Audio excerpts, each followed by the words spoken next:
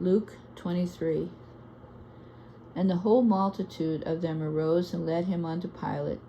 And they began to accuse him, saying, We found this fellow perverting the nation and forbidding to give tribute to Caesar, saying, He himself is Christ a king.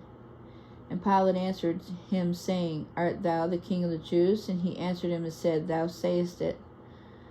And then said Pilate to the chief priests and to the people, I find no fault in this man. And they were the more fierce, saying, He stirreth up the people, teaching throughout all Jewry, beginning from Galilee to this place. Then Pilate heard of Galilee. He asked whether the man were a Galilean. And as soon as he knew that he belongeth into Herod's jurisdiction, he sent him to Herod, who himself was at Jerusalem at the time. And when Herod saw Jesus, he was exceedingly glad, for he was desirous to see him for a long season, because he had heard of many things of him, and had hoped to have seen some miracle done by him. Then he questioned him with many words, but he answered him nothing. And the chief priests and scribes stood and vehemently accused him. And Herod with his men of war set him at naught, and mocked him, and arrayed him with a gorgeous robe, and sent him again to Pilate. And the same day Pilate and Herod were made friends together, for they were at enmity between themselves.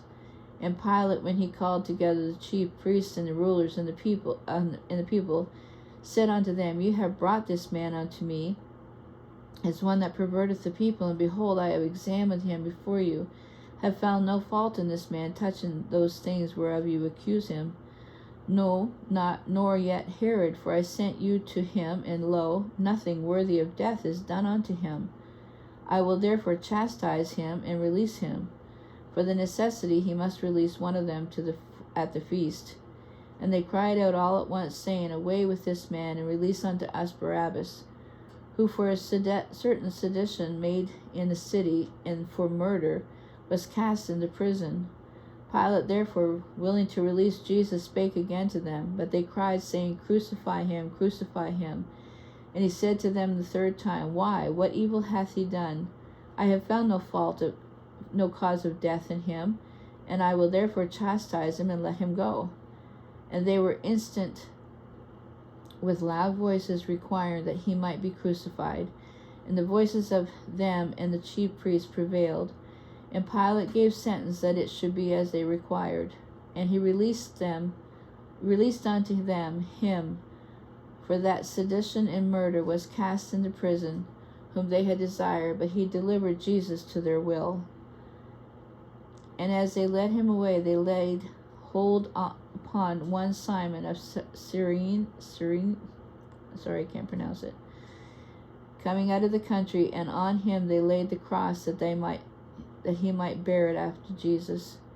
And there followed him a great company of people and of women, which also bewailed and lamented him. But Jesus, turning unto them, said, Daughters of Jerusalem, weep not for me, but weep for yourself and for your children.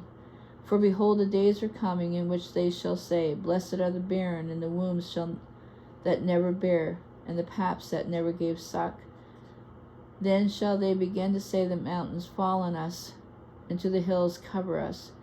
For if they do these things in a green tree, what shall be done in a dry? And there were also 2 other malefactors led with him to be put to death. And when they came to the place which is called Calvary, there they crucified him, and the malefactors, one on the right hand and one on the left. And then Jesus said, Father, forgive them, for they know not what they do. And they parted his raiment and cast lots. And the people stood beholding, and the rulers also with them derided him, saying, He saved others, let him save himself, if he be Christ, the chosen of God. And the soldiers also mocked him, coming to him and offering him vinegar, and saying, If thou be the king of the Jews, save thyself. And sorry. And a subscription also was written over him in letters of Greek, Latin, and Hebrew, saying, This is the King of the Jews. And one of the malefactors which hanged railed on him, saying, If thou be Christ, save thyself and us. But the other answering rebuked him, saying, Dost thou not fear God, seeing thou art in the same condemnation?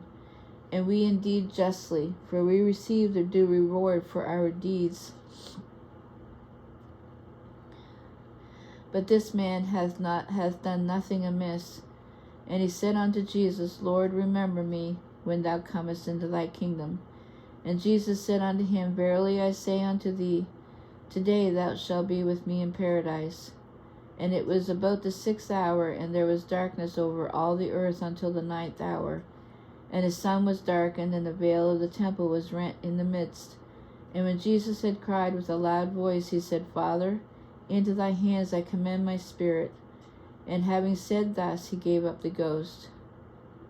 Now when the centurion saw what was done, he glorified God, saying, Certainly this was a righteous man. And all the people that came together to that sight, beholding the things which were done, smote their breasts and returned. And all his acquaintances and the women that followed him in Galilee stood afar off, beholding these things. And behold, there was a man named Joseph, a counselor, and he was a good man and a just. The same had not consented to the counsel and deed of them. He was of Arimathea. He was of Arimathea, a city of the Jews, who also himself waited for the kingdom of God.